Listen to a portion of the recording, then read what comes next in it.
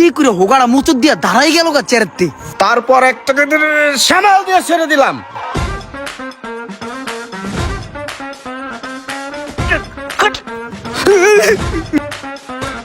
ইমন, হ্যাঁ? এই যে যে চশমাটা দেহস না, এইগুলা কিন্তু বড় বড় মন্ত্রী মিনিস্টাররা পরে। এটা কিন্তু ভালো একটা ব্র্যান্ডের চশমা, এটার কিন্তু হেভি দাম। জানো সেটার দাম কত? কত? $6000। রাও আল্লাহ রে, এত? হ, এতই। আর এই যে যে গেঞ্জিটা পরতাছি না, এই গেঞ্জিটার দাম কত জানোস? কত? $9000। ওরে আল্লাহ রে, কি কোন ভাই? আরে হ, তাইলে আর কি কই, আমি যে পোশাক আশাক পরিধান করি এগুলা বাইরে থেকে আসে, এক্সপোর্টের মাল। ঠিক আছে, আর একটা জিনিস দেখাই, এই যে যে জুতাটা দেওস না, এই জুতাটা কিন্তু আমেরিকান মন্ত্রী মিনিস্টাররা পরে। এটা কিন্তু যেন তেন জুতা না রে ভাই। ভাই আপনি একটা লোকই ভাই, আমাগো এলাকার গর্ব। আমাগো এলাকায় আপনার মতো একটা মানুষটাই ভাই, আমরা আপনার নিয়ে গর্ব করি। একটা স্মার্ট বয় আপনার মতো ভাই মানুষ না ভাই, ঠিক আছে? চুল বিদিক আগুনের মতো একটা পোলা ভাই, আমরা আপনি নিয়ে গর্ব করি। চুজ একটা মানুষ ভাই আপনি। দূর, মিজাজটাই খারাপ হয়ে গেল। ওগো লগে চাপা মেরেও মজা পাই না, একটা কথা কইও মজা পাই না। টক্কর দেওয়ার মতন লোকই না ওরা, সব গ্রাম্য খ্যাত, যা কই হে এতি হয় হয় করে। যাদের সাথে টক্কর দেওয়া যায় এমন লোক খুঁজতে যাইতে হইব। আমি এখন হাই সোসাইটিতে যাব। এই তোরা থাক, তোগো লগে আমার বন্তাছে না।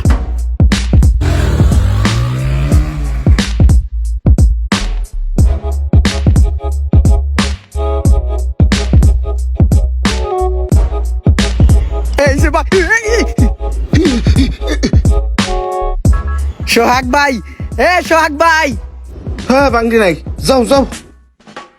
আমি ইমরান, আমি খয়রাতি না। গ্লাসটা নামান, নামান গ্লাসটা। আমি ইমরান ভাই, দেখছেন? ও ইমরান, হ্যাঁ, টক্কর দেওয়ার মতন লোক পাইয়া গেছি। এখন গেঞ্জিটা শো আপ করতে হইব। কি দেখাও? গেঞ্জি? গেঞ্জি এটা সুন্দরী, এরকম একটা গেঞ্জি আমি আমার গাড়ি মশার লেগা ওই যে রাখছি পিছে, বুঝছো? এক কাম করো, গেঞ্জিটা পিছেতে লইয়া গাড়ির গ্লাসটা একটু ডলা দিয়া দাও। আরে এইটা কি কয়? আইলাম লেভেল দেয় তো উল্টা আমার তো বলদ বানাই দিল। তাড়াতাড়ি এত দৌড়ে ভাগি।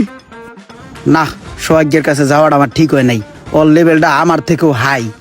কিন্তু মামুন ভাইয়ের কাছে আড়া ঠিক আছে। এখন লেভেলে লেভেলে একটা টক্কর খেলবে। আই মামুন ভাই, কি অবস্থা? ও ইমরান, তুমি আসছো? হ্যাঁ, আমি চলে আসছি। খুব ভালো করছো। আজকে আমার শোরুমের ওই পিচ্চিটা আসে নাই, যে ওই যে ঝাড়ু মোছাটা দেয়। তুমি একটা কাজ করো, তুমি এই শোরুমে যতগুলা ফ্রিজ আছে সুন্দর করে ফ্রিজগুলা মোছা দিবা। আর মোছা শেষে এই ফ্লোরটাকে ঝাড়ু দিবা। ঝাড়ু দেওয়ার পরে কলের থেকে ঠান্ডা পানি আনবা, আইনা ফ্লোরটাকে মোছা দিবা। এই কিন্তু শেষ না, এরপর আমি কিছু বাজার সদাই করে দেব, একটু বাড়িতে নিয়ে যাবা।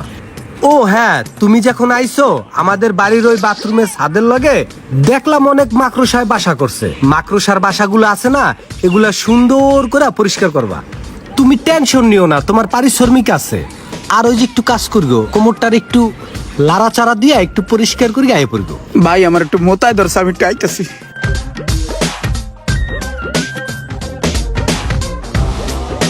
বাঘ ইমরান না, বাঘ এই জায়গাও তোর লেভেলের না। এইবার একটা টক্কর দেওয়ার মতন লোকের কাছে যাইতেছি। কালকে রাত্রে ঘরে চোর আইছিল।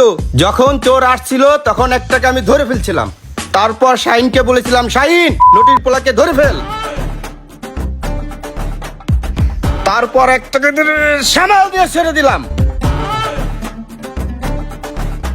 ওরে মারে, গলাটা বেঁধে গেছে। ইমরান, এই ইমরান, এই এদিকে আয়। আমার বাড়িতে চোর আসবে, এটা কোনো কথা হইতে পারে?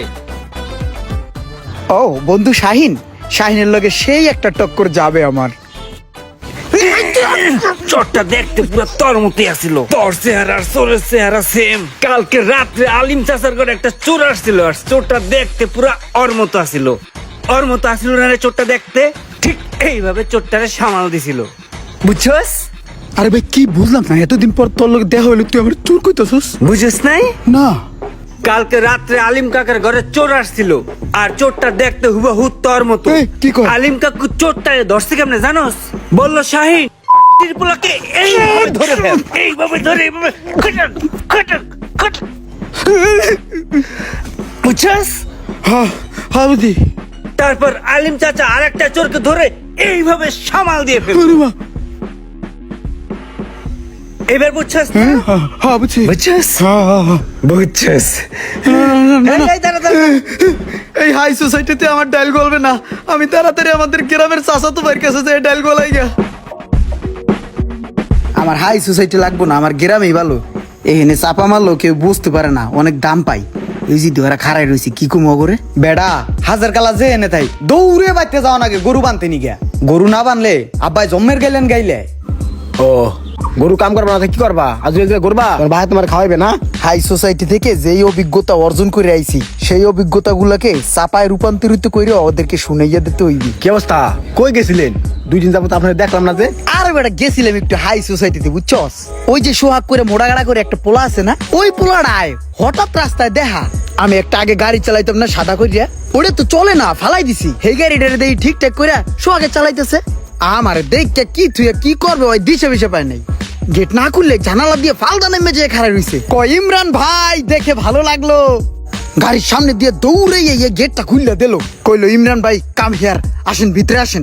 পরে গেলাম, কয় ভাই আপনি ড্রাইভ করেন, আপনি থাকলে আমি ড্রাইভ করলে বেয়াদবি হয় না। পরে ড্রাইভ করলাম এই আর কি। তারপর দেখা হলো বন্ধু শাহিনের সাথে। শাহিন আমাকে দূর থেকে দেখে দৌড়ে আমার হোগার তলে ঢুকে গেল গা। আমি বললাম কি করস, পরে আমারে সহই খারাই গেল গা, মানে আমাকে কান্দে নিবে। তারপর আমাকে কান্দে লইয়া পুরো এলাকা আমাকে ঘুরাইছে, বলছে যে তুই যেই কদিন থাকবি এলাকায় আমার কান্দেই ঘুরবি। তারপর কি করছেন? ও তারপর গেলাম মামুন খন্দকারের শোরুমে।